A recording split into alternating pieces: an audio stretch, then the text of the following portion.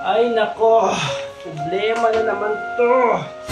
Magkakatapusan na naman. Bayad sa tubig, sa kuryente, sa upa ng bahay. Wala na matitira sa sahod ko. Problema na naman to. Saan ako kukuha ng pambayad? Problema to. Sari-sari problema. Sa ulo mo'y tumulong. Gago! Lahat na halos ng paraan. Sinubok mo, ngunit di mo bra. Di ka tumawa. Tumawa ka. Tawanan mo yung problema.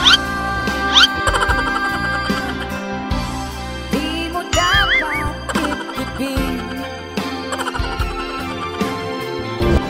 Huh?